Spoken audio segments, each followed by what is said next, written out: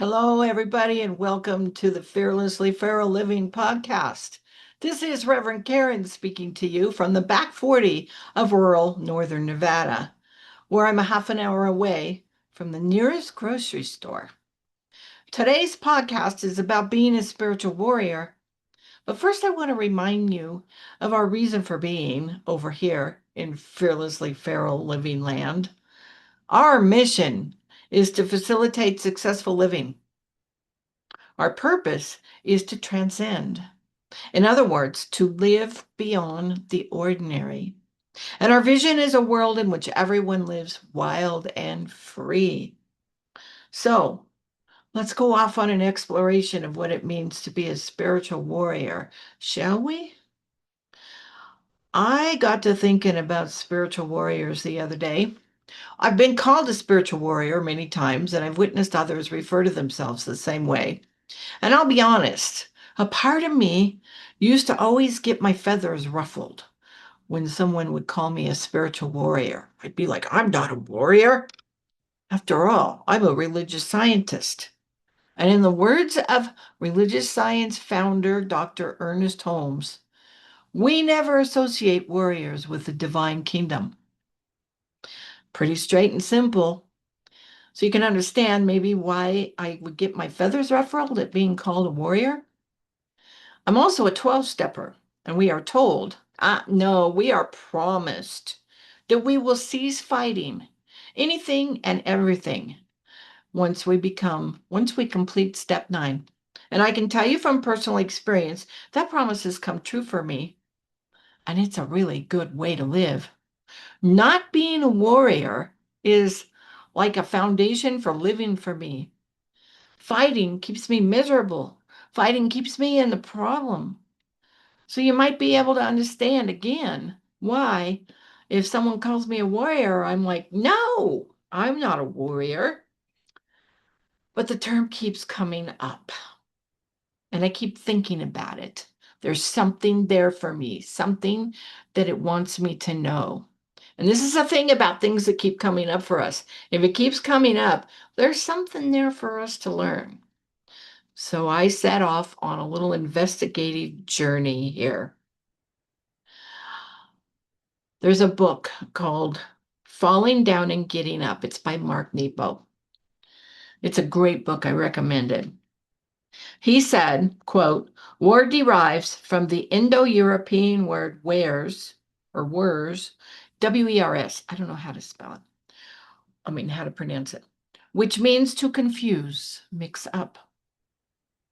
All war and conflict stem from confusion. So a spiritual warrior is one who remains committed to the removal of confusion within us and between us. I love that definition. Oh my God, if that's the definition of a spiritual warrior, then sign me up. I'm a spiritual warrior.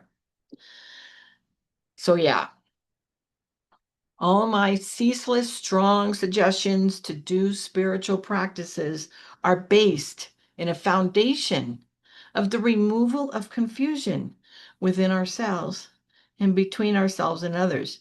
It's all about having clarity within our minds. It's all about living in peace, which is kind of the opposite of confusion. And it's all about good communication, which is eliminating confusion between myself and another human being.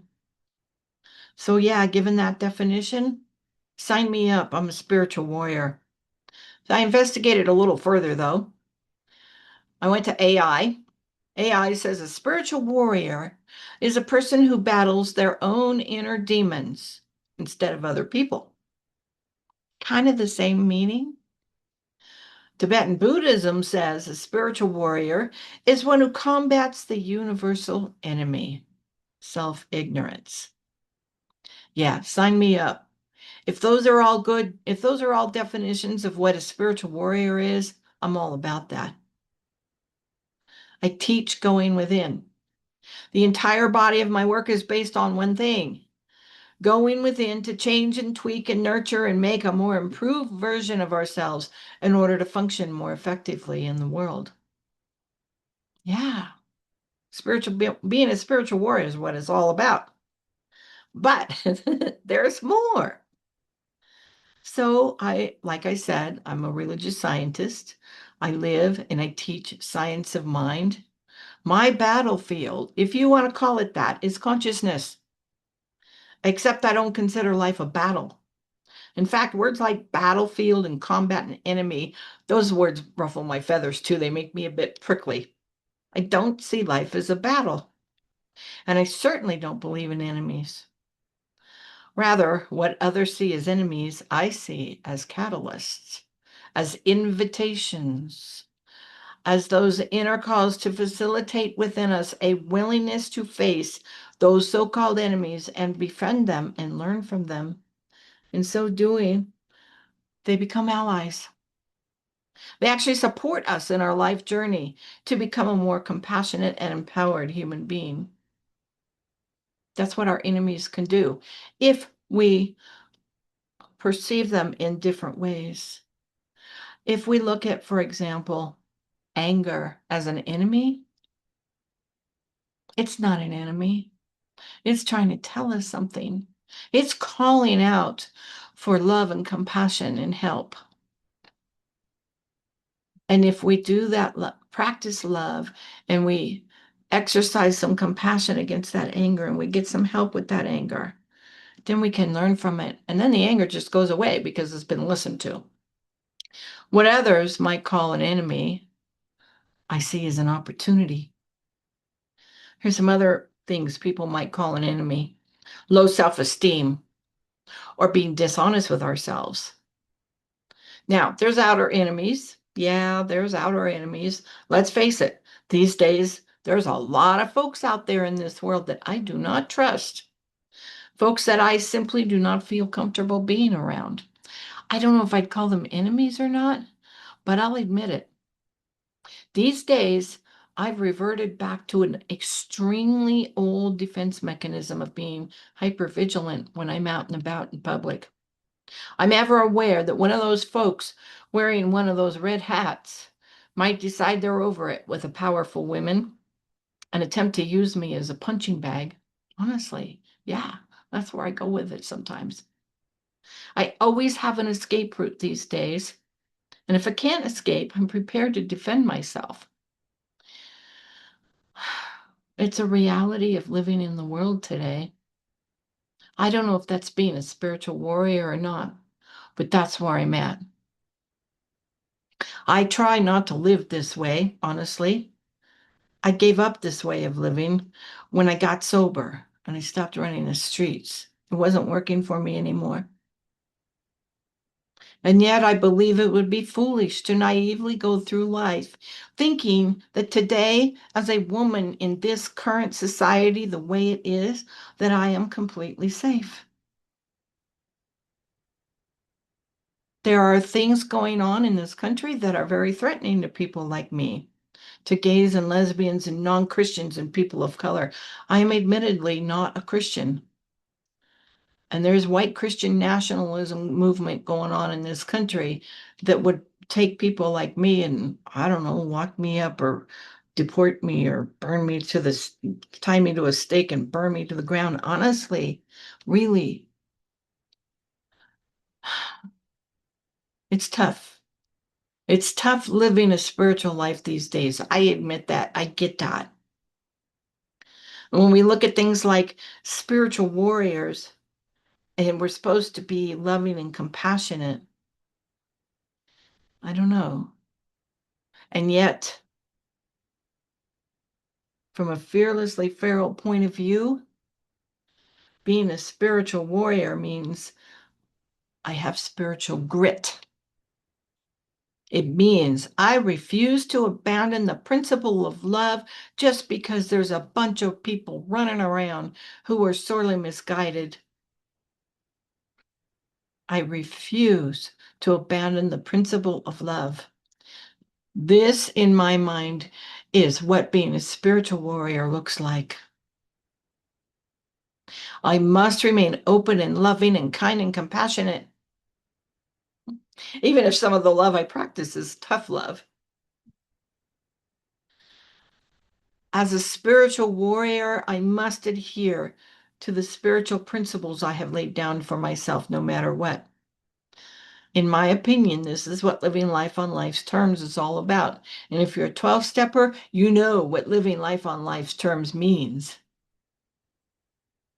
It means accepting it all. You don't have to be a 12-stepper. It's not the secret handshake. It just means accepting all of life. Sometimes life is easier than others. Just because we get sober and we're spiritual warriors and we do good shit doesn't mean bad shit isn't going to happen. It happens to all of us. Being a spiritual warrior just means it's easier to handle the bad shit when it comes down. That's the deal with it. So being a spiritual warrior and living in spiritual principle means we behave in integrity with our own truth, no matter what. No matter what. So maybe you might want to be a spiritual warrior. Maybe you want to be free of the feelings of angst or dismay or betrayal or fear that you might be feeling these days. If so, I have some suggestions for you. These are some characteristics of what it is to be a spiritual warrior. Also, the same characteristics of one who lives fearlessly feral. A spiritual warrior chooses awareness over reactivity. Instead of being driven by anger or fear or old wounds, spiritual warriors pause and become present and aware of feelings such as anger and angst and dismay and betrayal. Spiritual warriors look at those feelings head on with full acceptance and love and compassion. And they don't react to them, but they listen to them instead for the reasons they want us to learn, the lessons they want us to learn. A spiritual warrior faces inner shadows honestly and is not afraid to seek assistance with doing that difficult but very necessary shadow work. Spiritual warrior is willing to examine limiting beliefs and unconscious patterns and emotional defenses rather than to deny them. Okay, guys, I was having a beautiful conversation the other day with some other religious scientists, and we were talking about how old school science of mind said there's only good, it's all good. So if you came to a practitioner and said, help, I'm angry, help, I'm afraid, help, I feel horrible, help, there's a problem here, there's a real problem, you would be told, no, there's no problem. You just go to principal. There's no problem here. And they would affirm that for you and send you off on your way. Oh my God, that kind of gaslighting is so unhelpful. And I'm so glad more people are waking up to this.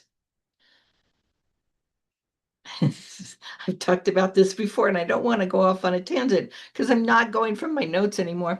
So we get to look at this stuff, not judging it as bad, but it's real.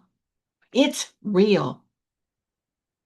And we get to look at them and process them and work through them and get some assistance with them.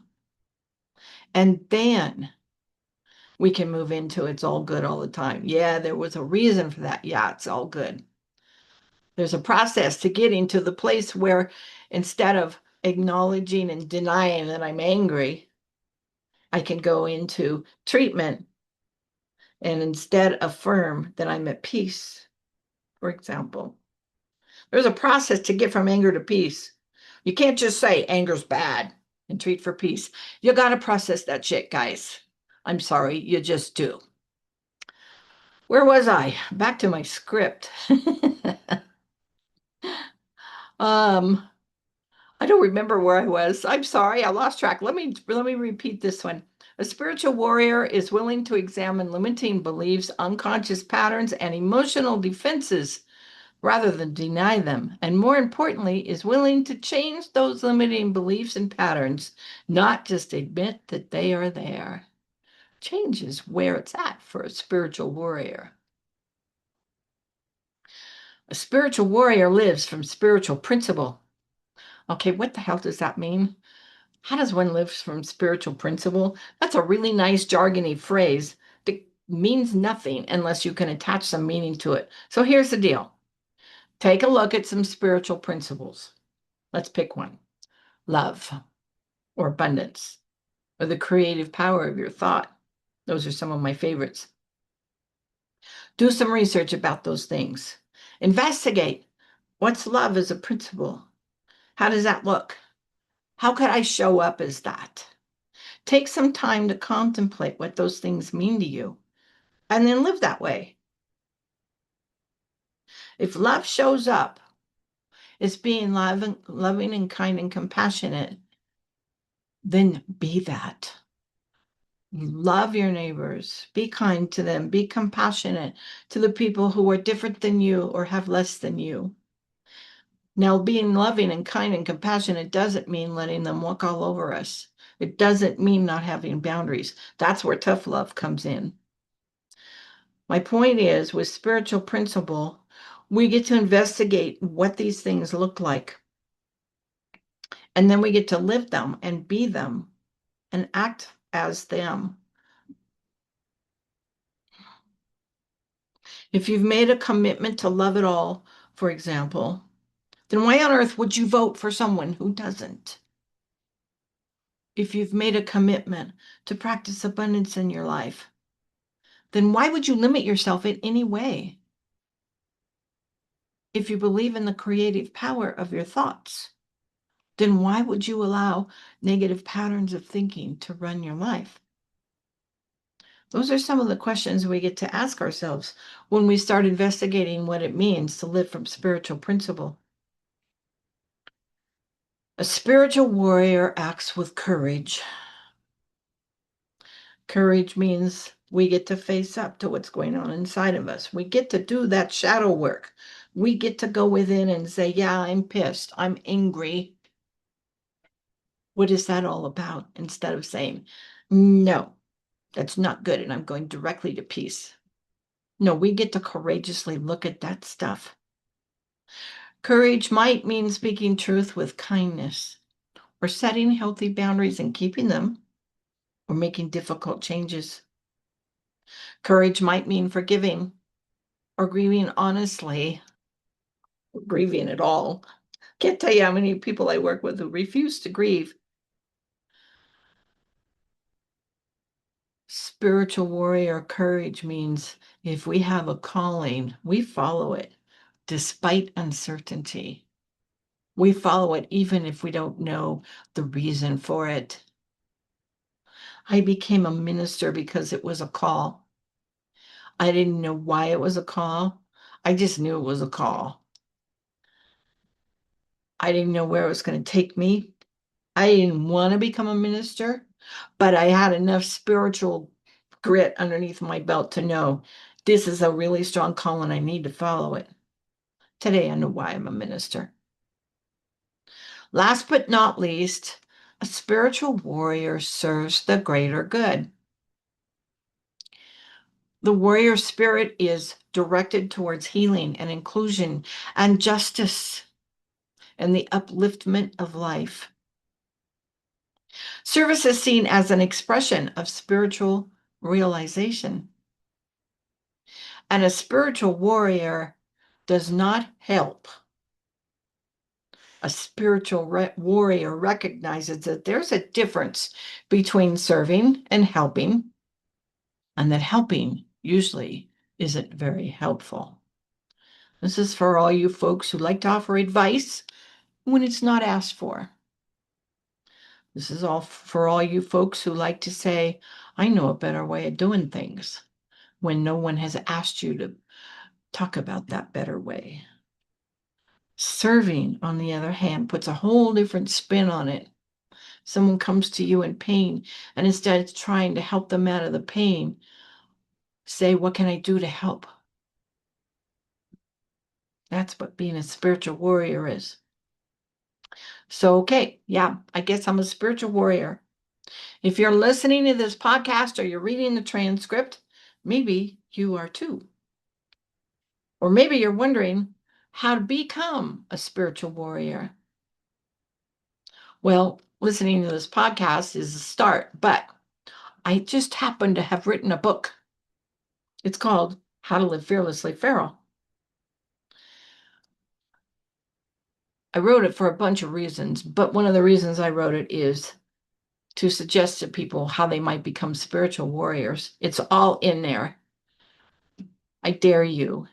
Buy the book, read it, do the exercises that are recommended in there, and then report back to me and tell me how you doing. How you doing with that? I dare you. I dare you to do that. So we're at the end of what I have to say, at least for today, about being a spiritual warrior. And I thank you so much for listening and for your support. Just the act of listening. I get stats. It tells me who listened and where they were when they listened. I get all these statistics. It does my heart so much good to see how many people have listened to this podcast. I am knowing Fearlessly Feral Living for me and for you.